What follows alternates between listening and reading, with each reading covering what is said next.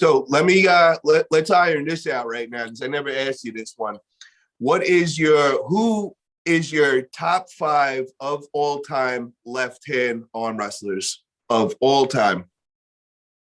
Travis Bagent, Cleve Dean. Oh man, it gets shaky because I mean, here's the thing. It's not fair for me to speak on European arm wrestling from a history standpoint. So can we just stay in North America to make my life easy? And then Eric Warfel, Ryan SB, Devin Laird. Okay, but now I need to hear this. Where do you put Dennis Chaplankov? Oh yeah, he's 1-2. It's all about, I mean, he's a bad dude, but also too, you know, Dennis did it a short period of time, about an 8-year existence. And from what all accounts look like, he was severely medicated to the point that it almost cost him his life.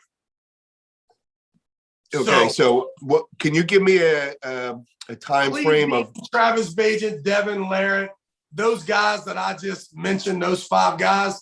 That's a 25-year career for every one of them. And every one of them did it either the right way or they were modest in their attempt to be the greatest.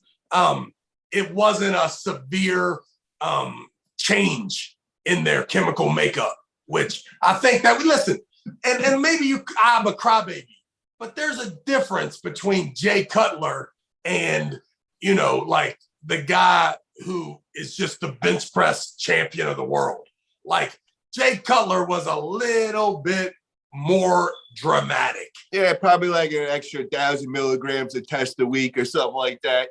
I feel that Dennis Chaplankov and now Levon are severe cases of medical enhancement that is beyond what I believe the status quo is in our sport. Okay, so let's put them in order now. Just the 5 of North America of all time left arm in order. Travis Bagent, Cleve Dean, Eric Warfel, Ryan SB, and Devin Laird. And I'm okay if you switch those. But all I know is Ryan came to the tournaments that I was at, and Devin decided to lose weight. So I'm going to give it to Ryan. But, you know, Devin's, you know, and also, too, Devin's rewriting history every year. 5 years ago, he's not on anyone's list. 4 years ago, he's on 30% of the list. The last, you take a poll next week, he's #1 greatest of all time. There's no doubt about it. So it's just, things have changed. You know what I mean? Okay, now let's bring in the world guys just for hearsay. I want to throw in Levon, Dennis, and I want to hear where you put yourself with that list. I mean, I don't think that I think that I'm by far the best. By far. I mean, but I also have more input on me. And I know that for 20 years of my career, I focused on getting my right arm equal to where my left is always at. So it was never a situation where it's all left arm all the time. And I think that if and when I do that, I immediately become special.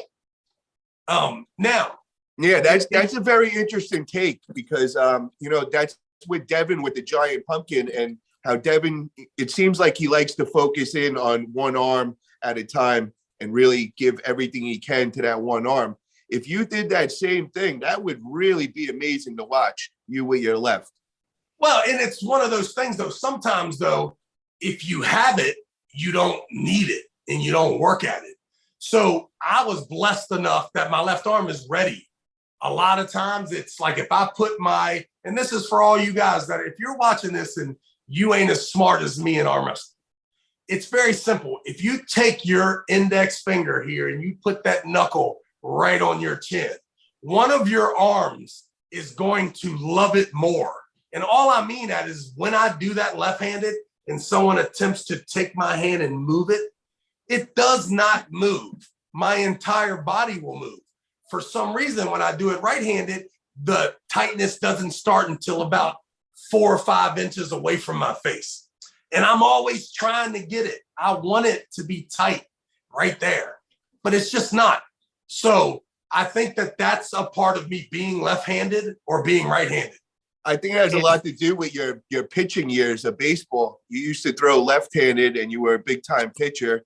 That would develop those fast twitch muscles in your left arm to that insane magnitude that you got it there. The key to my arm wrestling career is the fact that it's hard to get my knuckle off of my chin if I don't want you to.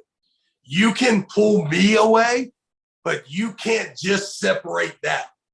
And for some reason, it's always there 24/7, 365 days a year without even wanting it.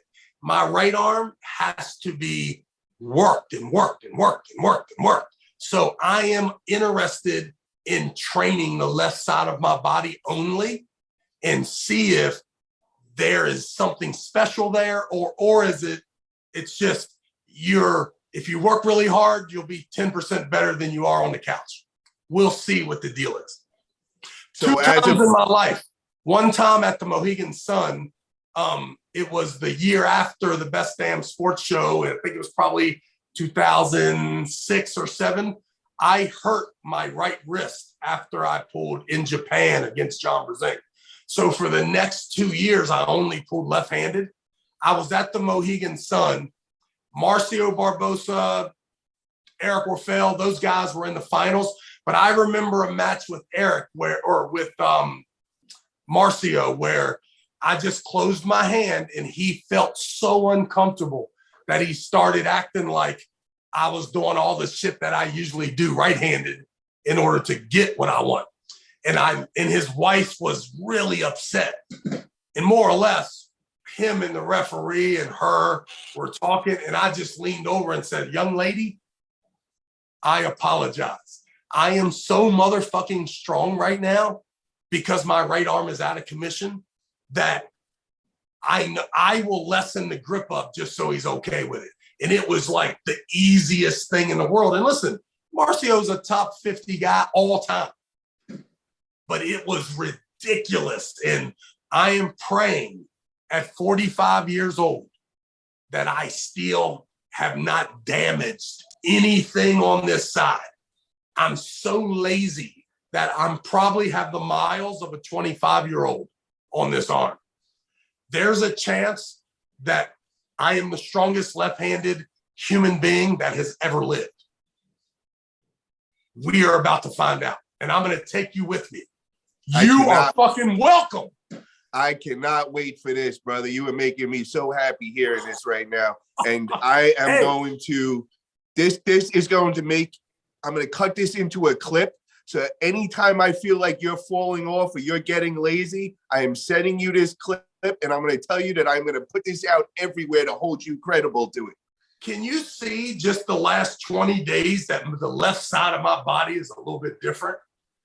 Yeah, I can see you're leaning to the left a little. I don't know what's going on. Something's going on around here. What? I don't know. Considering you have a match on Saturday, I'm glad you started training the last couple of days. Hey, I am, there's a chance that everything I'm telling you is wrong and that we just get killed, because I've seen people come to pull me, and I swear to God that they have made a deal with the devil, and they have sworn on their grandmother's grave that this is going to happen. And I beat these guys so easy that so I know that just because I'm telling you that we could do this, we may not be able to do this. But well, I'm going to tell you this, Travis. Let me just set the stage for you so you understand what is coming to you Saturday. This boy, let's start at the beginning. 2021. He goes and he beats Paul Lynn in a tournament. We're talking about Brandon El Cesar. Beats Paul Lynn. Amazing. Couldn't believe it. Holy shit. Next up, goes and has a match against Jordan Sill, both hands, right hand and left hand. Wins both of those. Both wars. Insane. All right. I'm like, all right, wow, this dude is no joke. He's really knocking off some serious competitors. Next up, now I think he goes way over his head, taking on too much. He goes in a three-way against Paul Pazimore and Mike Aiello. I'm like, dude, going way too big. These guys are too much weight on them. No way. He goes and surprises everybody, knocks them out. Now I'm just like, holy shit, this kid is no joke. Now I'm on the edge of my seat. Can't wait for the next one. You go and set him up in a four-way over at Percyville. He goes against Bill Sinks, Jason Merlo, Quinlan Mendez. Pulls the tournament before that. Then he goes and wins that. Made it look too easy. I'm just like, yo, what is going on? This boy is serious here. So now I'm like, all right, maybe it's just an East Coast thing. Maybe we bring him the rest of the country and we're going to see shockingly and they're going to stop him. So I bring him out to Washington. Big four-way out there. Left hand this time. All the big names in it. We got legend Jacob Babbitt. We got Jordan Sill in there. Andre Sharkovich from Florida. I'm like, all right, let's see if he can handle this. Boom. Goes and knocks out all of them. I'm just like, yo, this boy is serious. So he got beat up a little after all this arm wrestling and all. And he's like, yeah, I'm going to take off, like a month or two, let myself heal up and all that. So I'm like, all right, yeah, go heal up. 2 days later, I hit him up. Yo, bro, I got the biggest match of your lifetime right now. Travis Bagent left hand. He's like, bro, I just told you I need to take off a month or two and heal up and all that. He's like, but dude, I can't miss this. Is pulling Travis Bagent. I'll take it. And he accepts that one. So, bro, this dude is coming in there knowing this is the biggest match of his life. He pulls this off. He's got the whole world watching this. So this guy is coming in with everything he's got peaked out. You see these videos. He's hanging on one arm fucking pull-ups. And he throws his girl on his back and starts banging out reps and everything. So, bro, you have some serious animal coming your way. And this is what Travis did. He started training 3-4 days ago. So, bro. And look at the size difference. Look at the size difference of this guy. I mean, I guess that cornbread, whatever cornbread you're eating, bro, it's working. Let me add something else to this. Brandon O'Celsor does not like Travis Bagent. We had a little bit of an incident and it was weird. And I was reffing and he's a climb those fingers to the sky guy, which is fine. But, if I'm a good ref, so, hey, my man, you got to point those fingers at the chest or the face. You can't point it over the head. It's a little too hard, right? And as I'm messing with him, he looks at me and says, hey, you can't touch me like that, right? And for some reason, usually I would just let go, right? Because, I'm just the referee. It's not a big deal. Well, instead, I act like the biggest asshole you ever met. So I grab him even tighter and say, what the fuck are you going to do? You can't stop me. I could fucking take all your money out of your pocket right now if I wanted. So watch how you fucking talk to me. And I saw his face. That dude hates me. He will hate me until he dies. And I've tried every day since then to try to play it off like, hey, my man, what's up? How we doing? We good? and I'm telling you, he knows what I'm talking about. And I ain't never brought it up to him. But, it happened. So let me tell you something. He's got the best shot of his life this Saturday. I just hope that he understands. And I hope you understand that I am a terrible competitor. I am a wretched, sorry human being when it comes to competition. I am going to run this guy over, and it won't have anything to do with strength. I'm going to be the coolest guy in the place. I'm in charge of every motherfucking aspect of it. And I'm going to act like it. It's a bad thing. And if I thought that he could hate me any more than he already does, I wouldn't even do this to him. But the good thing is he's not going to take no one's going to have a problem with him taking these ass whippings in the world. And he's going to learn some things on Saturday. He's going to learn that there are a lot of ways to attack a one-on-one competition. And he's going to feel something that he has never in his life felt. Now, he may respond correctly, but 98% of them, it's all over, baby. They can't get their eyes off the pinstripes. And all of a sudden, I'm already celebrating. So what do you mean by that? Do you mean like on the setup? Are you going to get them rattled? I'm telling you that if your daddy comes in the room, you better watch yourself. And you're going to see a level of competition that I don't know. You kind of saw it a little bit in Houston, but that was a tournament, you know what I mean? And I knew I was going to run those guys over. I knew it before I even got there. And I knew that you didn't know it. And I saw it on your face, but just know that I need more of that than I usually would need. And I've got a lot more.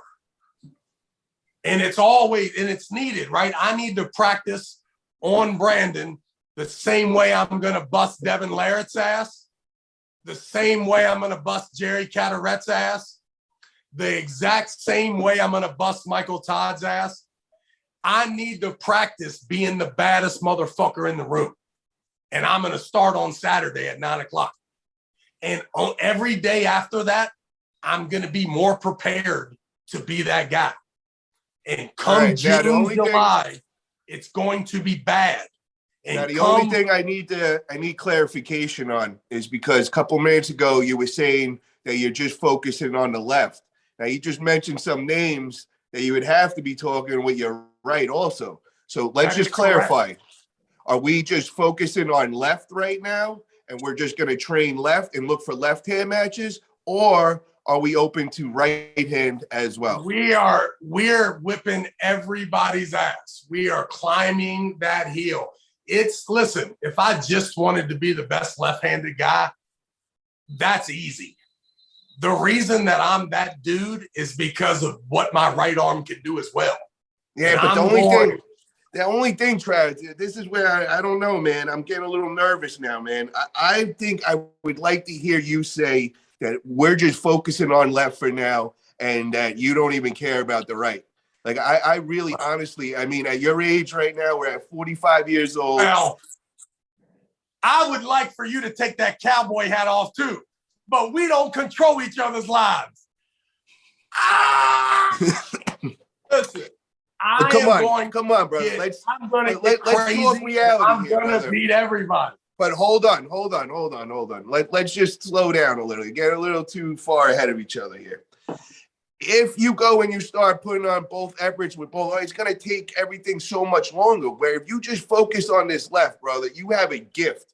We want to see that gift come out. We got Denis Saplankov coming back. You know, I've been watching his videos. He's really making his comeback. He's starting to gain weight now. He's going to go in and get his blood test. If everything checks out, he's back, bro. So, let's put off that right for now, man. We'll get back there. We'll come back in a year. But you also got to remember, dude, you have that muscle tear for 2 years ago that still we don't know if you're going to be able to handle dealing with that. And we don't need that right now. Nobody needs you going against right. Let's let Devin be the king of right. Let's get you to come focused on that left 100%. Let's see something that's never been done yet. I'm telling you now, once I show off left-handed, we won't find a match unless we go to Mars. We need to make sure that we are making money. I'm telling you, dude, I'm probably the best left-handed guy after I do 2 pull-ups in the morning. That's all. I'm pretty sure we're good there. Okay. We're pretty good. Well, let me throw this out there. This is something that I would be real interested in seeing. And I think this kid deserves an opportunity, is Corey West, bro. I really, really love this kid, man. Great, humble kid. He's down to pull anybody, young, up and coming. I would love to see you pull him left hand. And I think he really deserves a shot at you, bro. Do you hate him? Yeah, but bro, you're coming off from a 2-year. If you hate Corey West and his wife, you have me pull him left-handed after he just listen. I beat Dave Chafee one time, and I swear to God, I had AIDS and I was almost ready to die. I still went to the competition. I beat Dave Chafee. Now, Dave Chafee breaks Corey West's arm. Straight. You did some pretty extreme shit, bro. I didn't realize the other day that you said this as we had our interview, but you told me you beat Ron Beth and you fell asleep before to go. Yes. Literally. And they woke me up and I said, bam, beat his ass. Listen, I was listening. I had stage 7 cancer and I still beat Dave Chafee. I can't imagine. I will break Corey West's whole body. I mean, but are you kidding me? We need to come back. I don't want to just go and throw you into the, to the top of the top right away. I think you need a couple of workouts. I am the top of the top. One time you 100% were, bro. I completely understand and I believe in you. But bro, I also would like to see a nice little work up to it, bro. I'd like to see you knock off a few guys beforehand. You're saying you want to make some money before we get to the main event. I want to see you make some money. I want to see you get back out there. And I want to give a couple of these new guys a chance at you, bro. Listen, you line up all them chumps, Corey West and Jerry Caderet, all them amateur dudes. You line them up. I'll knock them off at the county fair. Just know that I've got my sights on some big shit. If we can somehow produce arm wrestling content in a pay-per-view format, my man, we are about to run shit. We're going to Shreveport. We're going to Las Vegas. We are going to do some awesome shit. Well, it's about to happen, brother. I'm telling you, because we've been talking about this for a long time. Now it's going to happen on Saturday, and I believe this is just going to start everything, bro. This will get the ball rolling. We finally found a way that, it'll make sense to throw these big events, get all these huge super matches on there, and, just spread some money around everywhere so we all grow as a sport, and it makes sense for all the athletes as well. So very excited about this, and this is a very great step that we're taking this Saturday. So I also wanted to get, there was also another match on there on the February 12th card that got my attention. It's the Chance Shaw versus the Sandres Sedes match. What do you know about this guy, Sandres? Real young kid coming up and all. I believe, is this the same guy that beat Herman? I'm not really sure. I did remember hearing that Sandres was going around saying that no Americans are good pullers, and he was talking a lot of crap. And I believe Chance Shaw was the one that took the challenge. He stood up and was just like, "Yo, I'll pull you." Yeah, I have no idea who that guy is. The guy that pulled Herman looks like that him and Chance would be close. So I don't know if that's the guy or not. But here's the thing about Ingen. I'm going to say it again.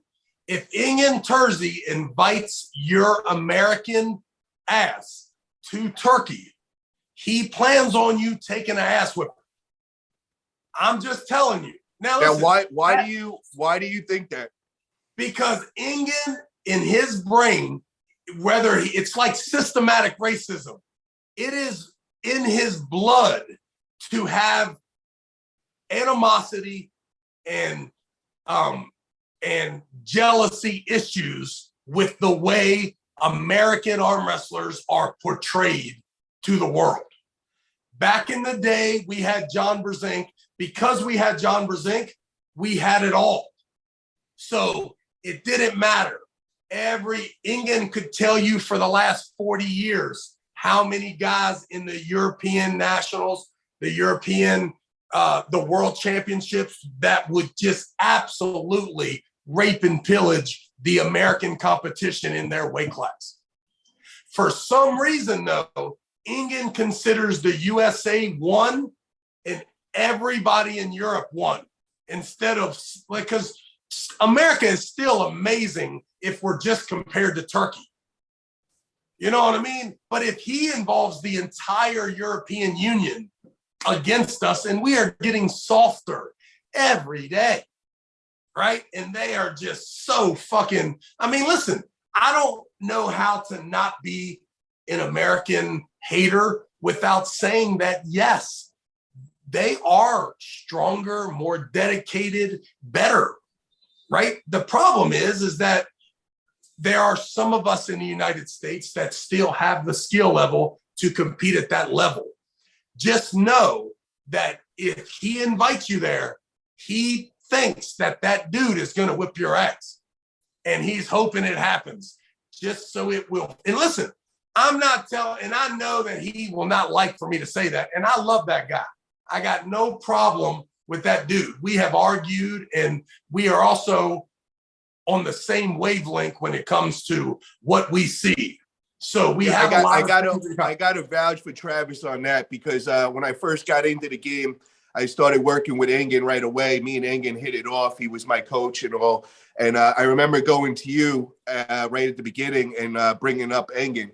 And you were like, yeah, me and Engen, sometimes we clash or whatever. But that is one of the best guys in this world that you could get coached by. And I'll never forget that. The respect that you gave Engen. You know, you guys might go back and forth and tease each other, but you definitely made it clear that Engen is definitely the encyclopedia of arm wrestling and a very, very knowledgeable person that I should definitely learn from. And he may deny that he is doing that in the matchups. I don't care what he says. That's what I believe, right? And I will argue with him as much as he wants to about that. So I'm just telling you, he's thinking that and hoping, and I shouldn't say hoping because he does love John Brzenk. That match in his mind is probably 50-50. But every other American, either he hopes they lose or he's upset that they win. You know what's funny about that is that I saw the text the other day. He posted it, and it was between you and Engen. And Engen was calling you out. So it's funny that you're saying this because obviously Engen sees you as no threat right now and wants to take your ass out. Yeah, well, I wasn't quite as big when I talked to Engen the other day. As you can clearly see, I have now been training. So if Engen sees this tape, he won't have the same opinion. That's for sure. So I would love to see that. That would be. And let me comment too. Let me tell you this: that my entire career was blossomed by guys like Engen not thinking that I could beat that European competition. So Jonathan Prida, Chance Shaw, Todd Hutchings, who is a fucking freak and is going to handle his business anyway, John Brzenk, and Michael Todd. I hope that you guys know that even though Engen thinks your ass is going to lose, you can gain a lot by handling your business. And I'm pretty sure Michael Todd's going to handle his business. I'm pretty sure of it. Do you have any experience with Gennady? I have been in Gennady's presence 3 or 4 times, and I can always tell he is always looking at me like if he could only get a hold of me in the right, because there's been times we've been in the same room when he is clearly stronger than me. The problem that he has is that he's European and they can only get to me after they beat their guys. And the competition is so tough over there. Gennady has yet to be the guy, but plenty of times he was the 3rd or 4th guy that probably could have, and you know, he would have loved to have pulled me in Moldova, right? The first time when I pulled John Brzenk. But instead he pulled the tournament and he went 2 and out to push Karin Trubin. So, you know, it's a tough gig. The dude's a beast. There's no doubt about it. But the level of medication needed for him to compete with Levon is not sustainable. He knows it, so he can't, you know, he ain't gonna fuck with it. Now, he has his level, whatever that is, and it's great. But, you know, you really got to think about the personal sacrifice if you're trying to pull with Dennis or Levon. What would happen if you pulled Engin Terze? You know, I know Engin's weighing I think about like 210 these days. You know, he's not in shape at 210, but what would go on between you going against an Engin 210-pound? I would kill Engin. Wouldn't even be close? No, are you shitting me? He's a tiny man. Fuck out of here with that. Don't ever come at me like that. Didn't I just tell you that we're getting ready to take over the world? We can't have problems with Engin Terze and then pull Dennis. My God. Now, me and Engin will pull in a charity match when I am getting into the American Hall of Fame. All I need is for me and you to create a Hall of Fame. I'll be the first guy. Engin will come in special guest. nice. That sounds good. Another You know what, person that I want Engin to pull Dallas Langston in the United States, and it's a strap match immediately, and we'll see what's up. Because I want to bring Engin to the United States thinking he's going to lose to my man Dallas. what rule set would you like to do for them? WAL. That means Dallas can smicker to him, wait 30 seconds, put that strap on, and I'm telling you right now, Dallas Langston can beat Engin Terze right-handed in the strap. So, Engin, if you are listening, if you ever want to set that up, Dallas Langston is out of California. Really, really great puller. I think he's weighing around like 220 these days. Just a strap master, bro. Just like a ninja with the strap. So if you ever want that match, we can make that happen. And we will have a seminar the day before, and we will split the entry fees with Mr. Terze. Well, what we would do is I've been in talks with Engin, and we were talking about doing like 3-4 seminars around the United States, and we would tie in some super matches and all that. So that is definitely something that we would definitely love to go to Louisiana. We want Justin Bishop and Engin Terze left-handed. We want Dallas Langston right-handed. And then the third match, Engin can decide whether he thinks that he wants to take another ass whipping or not. So what about like a Craig Tullier and Engin Terze? I like Craig Tullier and Engin Terze. The only thing is that I'm a Dallas guy. Okay. So I'm telling you right now, listen, if you want to set up Craig and Engin, I'm down with that too. I like it. But okay. I really like Dallas Langston in the strap against Engin Terze. Okay, now I know we touched on this a little earlier, but I want to focus in on the match in March between Ryan Espy and Cody Merritt, left hand, just because this is going to have a lot of it's going to affect you on what you do next, because I know you and Cody been talking about in June having your match, and we're going to have me and Cody's match no matter what, because I've already signed the contract, so it's a done deal. I just hope that the arm wrestling world is not uninterested. And that's only because I love Cody to death. He's super busy. He's super busy. Cody needs to go take a lesson from Devin Laird and Michael Todd on how long to stretch out his accomplishments. Because my man is he must have an early diagnosis of Alzheimer's or something, because he's trying to get every goddamn match in 3 weeks. I mean, when you're that good, brother, and you're that good, I would do the same too, man. He knows that left is pretty unstoppable right now. So, well, let's put it out there. My man's eating that TRT, whatever he got going. He's rubbing out oil on him or some shit. Just all you gotta do is ask Tom Nelson about it. We're gonna get back to that one also, but let's focus in on this Ryan Espy versus Cody Merritt, left hand in March. What is your predictions? Every time I've seen him pull, Ryan Espy wins pretty easy. My fear is that Ryan Espy takes control and then Cody Merritt injures his arm. Cody's got a lot of heart, even when he's in an awkward position. And I can't imagine, from what I've seen in the past, that Ryan Espy cannot make it awkward. And so that concerns me as well. Cody Merritt's health concerns me in Turkey and with Ryan Espy. Where is that match supposed to go down in March? Do you know? No clue. Okay. Hopefully Canada, that's shut down half the time.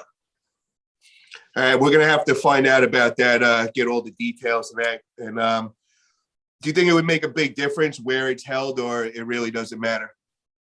No, I don't think it matters because Utah. I don't think they're. I bet you they're not. They're not a 2-hour plane ride away from each other.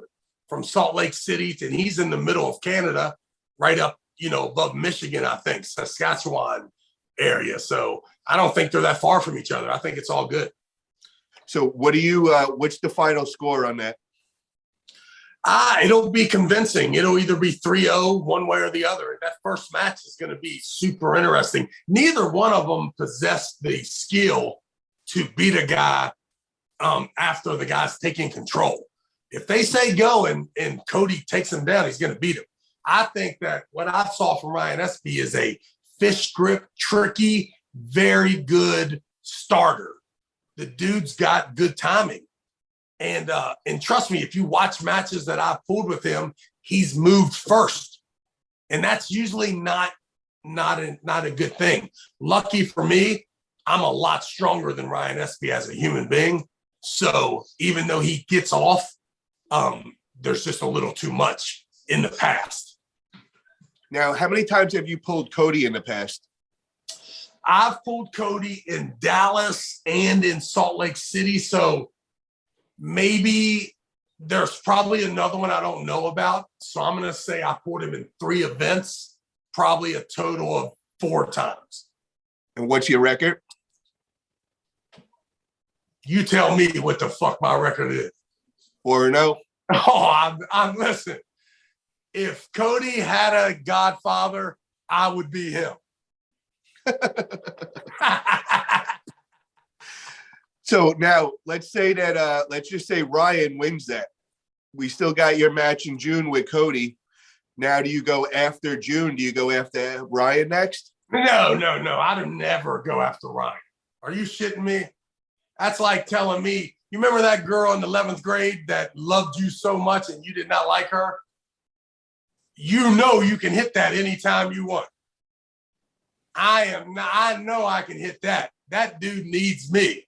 So hopefully Ryan will talk to the city of whatever he's from in Canada, and it's gonna cost him to get me to come up there and hang out with him. I don't think we use Ryan, especially after he just got his ass handed to him by that Alex guy. So that's my next question. So say you beat Cody in June, is Alex next up? If I'm you, from a business, I'm staying away from any foreigner. I'm trying to create a persona in the United States that Donald Trump's everybody. So that just like in the past, I've got Neil Pickup. I heard Igor's broke, but hey, Igor's gangsta. I make a comeback. I'm the guy who has received calls from those guys begging me to participate. If we grow this thing crazy in the United States of America, we will become special.